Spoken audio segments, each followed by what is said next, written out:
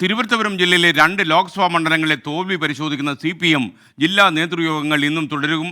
തോൽവിയുടെ കാരണം പരിശോധിച്ച ജില്ലാ സെക്രട്ടേറിയറ്റിൻ്റെ റിപ്പോർട്ടാണ് ജില്ലാ കമ്മിറ്റി ഇന്ന് പരിഗണിക്കുക. സലീം മാലിക് ചേരുന്നു തിരുവനന്തപുരത്ത് നിന്ന്. Saleem, good morning. പറയൂ സലീം, എന്തൊക്കെയാണ് വിശദാംശങ്ങൾ?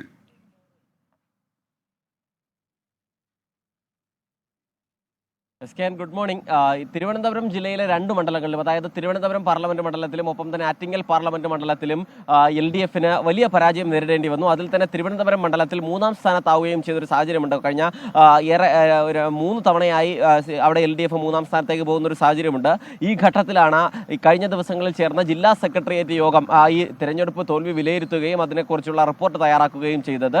അത് ഇന്നത്തെ ജില്ലാ കമ്മിറ്റി യോഗത്തിൽ ചർച്ച ചെയ്യും. അതിനുശേഷം അതിനെ എന്തൊക്കെ തിരുത്തൽ നടപടി വേണമെന്നതുൾപ്പെടെയുള്ള കാര്യങ്ങളിലും ഒരു തീരുമാനമുണ്ടാകും എന്നുള്ളതാണ്. ഈ ജില്ലാ സെക്രട്ടേറിയറ്റ് യോഗത്തിൽ വലിയ വിമർശനങ്ങൾ പാർട്ടിക്കുള്ളിൽ നിന്ന് തന്നെ ഉണ്ടാകുന്ന ഒരു സാഹചര്യവും ഉണ്ടായി. പ്രത്യേകിച്ചും BJPയുടെ വളർച്ചയ്ക്ക് പിന്നിൽ പാർട്ടിയുടെ തന്നെ ചില പ്രശ്നങ്ങൾ ഉണ്ട് എന്നുള്ളതും പാർട്ടി വോട്ടുകൾ ഉൾപ്പെടെ BJPയിലേക്ക് പോയി എന്നുള്ളതുമാണ് ഇന്നലത്തെ ജില്ലാ സെക്രട്ടേറിയറ്റിന്റെ വിലയിരുത്തൽ. മാത്രമല്ല BJP 2 മണ്ഡലങ്ങളിലും കാര്യമായ മുന്നേറ്റം ഉണ്ടാക്കുന്നു. പ്രത്യേകിച്ചും തിരുവനന്തപുരം മണ്ഡലത്തിൽ കഴിഞ്ഞ 3 തവണയായി 2ാം സ്ഥാനത്തേക്ക് എത്തുന്നു, വലിയ നിലയിൽ വോട്ട് വർദ്ധിപ്പിക്കുന്നു. ആറ്റിങ്ങൽ മണ്ഡലത്തിൽ BJP 2ാം സ്ഥാനത്തിനൊപ്പം എത്തുന്ന പ്രകടനം കാഴ്ചവെക്കുകയും ചെയ്തു. ഈ 1ാമനും 3ാമനും തമ്മിലുള്ള വ്യത്യാസം പോലും വളരെ നേർത്തതായിരുന്നു. ആ നിലയിൽ ഒരു കുതിച്ചുചാട്ടം ആറ്റിങ്ങലിലേക്ക് ഉണ്ടാവുകയും ചെയ്തു. അതുകൊണ്ട് തന്നെ ജില്ലയിലാകെ BJP ഇങ്ങനെ വളരുന്നതിന് കാരണം എന്ത് എന്നത് പരിശോധിക്കുകയും അതിൽ നടപടികൾ വേണം എന്നുള്ളതുമായിരുന്നു ജില്ലാ സെക്രട്ടേറിയറ്റിൻ്റെ റിപ്പോർട്ട്. ആ റിപ്പോർട്ട് ഇന്ന് സമർപ്പിക്കും. മാത്രമല്ല, ഈഴവ വോട്ടുകളിൽ കാര്യമായ ചോർച്ചയുണ്ടായിട്ടുണ്ട്.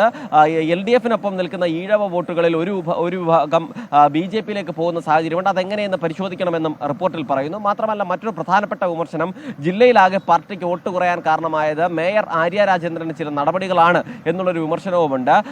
ധിക്കാരപരമായ സമീപനം മേയർ പല ഘട്ടങ്ങളിലും സ്വീകരിക്കുന്നു. അതുകൊണ്ട് തന്നെ അത് വലിയ നിലയിലുള്ള പ്രശ്നങ്ങൾക്ക് വഴിവെക്കുന്നുണ്ട്. പാർട്ടിക്കാരിൽ പോലും അവമതിപ്പുണ്ടാകുന്ന ഒരു സാഹചര്യമുണ്ട്. അത് മാറ്റണമെങ്കിൽ മേയറുടെ ശൈലി മാറ്റണം എന്നുള്ളൊരു വിമർശനം ഉയർന്നിട്ടുണ്ട്.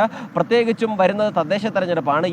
ഈ നിലയിലാണ് മേയറുടെ പെരുമാറ്റമെങ്കിൽ അത് തദ്ദേശ തെരഞ്ഞെടുപ്പിലാകെ ബാധിക്കും. പ്രത്യേകിച്ചും തിരുവനന്തപുരം കോർപ്പറേഷനിൽ BJP വലിയ നിലയിൽ ശക്തിയുള്ള ഒരു കോർപ്പറേഷനാണ്. പ്രത്യേകിച്ചും പ്രതിപക്ഷത്ത് തന്നെ വലിയ നിലയിലുള്ള അംഗങ്ങളെയും അവർക്ക് കഴിഞ്ഞ തവണ തന്നെ വിജയിപ്പിച്ചെടുക്കാൻ കഴിഞ്ഞു. അത് ഇത്തവണ അപകടകരമായ ഒരു നിലയിലേക്ക് പോകുന്ന സാഹചര്യം ഉണ്ടാകും. അതുകൊണ്ട് അത്തരത്തിലുള്ള വിഷയങ്ങളിലെല്ലാം തിരുത്തൽ വേണം എന്നുള്ളതാണ് ജില്ലാ സെക്രട്ടേറിയറ്റിന്റെ നിലപാട്. ആ നിലപാടുകൾ ഉൾപ്പെടുന്ന കാര്യങ്ങളാകും വിശദമായി ഇന്ന് ജില്ലാ കമ്മിറ്റി പരിശോധിച്ചതിന് ശേഷം ഈ തോൽവി പരിശോധിക്കാൻ ഒരു അന്വേഷണ കമ്മീഷനെ നിയോഗിക്കുന്നത് ഉൾപ്പെടെയുള്ള കാര്യങ്ങളും ആലോചനയിലാണ്.